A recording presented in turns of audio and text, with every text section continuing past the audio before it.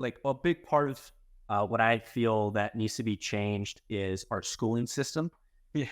I Yeah. feel like, I was 18 years old when I graduated high school.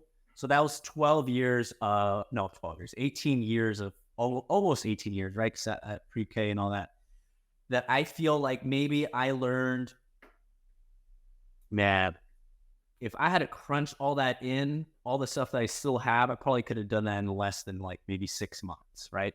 So it's a waste of our children's potential almost, where those are very formative years. Yes, the times we have the most energy, the most moldable times. Like if we were to completely change that, and that's also falling apart, which is good. And, but we want to make sure when we replace a bad, let's call it a habit, the schooling system, we want to replace it with something positive. You don't want to replace bad with bad. What would you call that?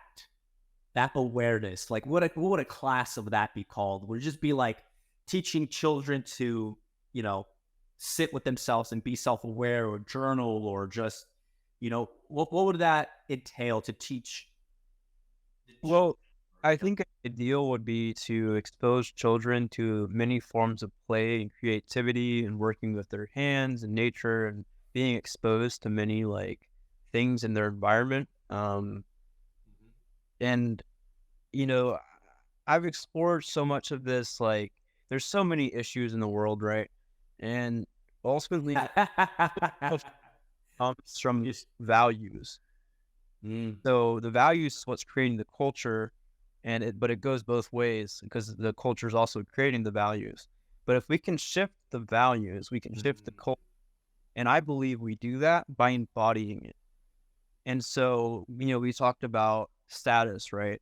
And status is a vehicle for instilling values by upholding something that is worth fighting for, upholding something that works in the current set and setting, the current situation, and embodying it, and then people will follow. And but the status doesn't come from chasing it.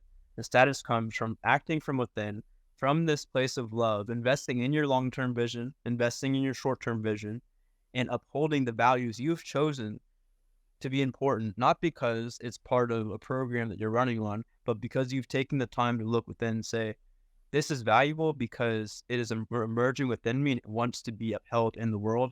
And I practice it and it works and it brings value. And I know it can bring value to others. And so you uphold that, and more people will tune into that.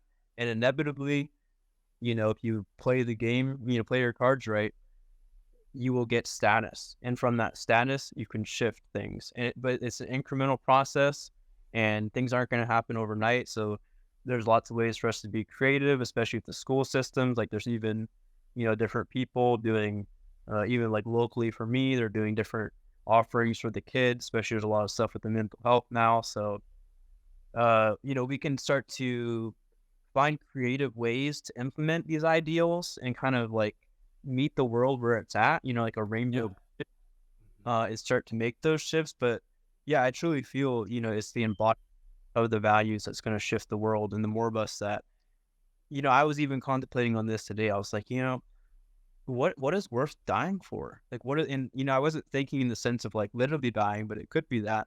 But I was thinking in the sense of like to really die to each moment, to really sacrifice the lower self or the the limited perspective that we have, the tendency to grasp, I would say, maybe an unhealthy ego complex, right?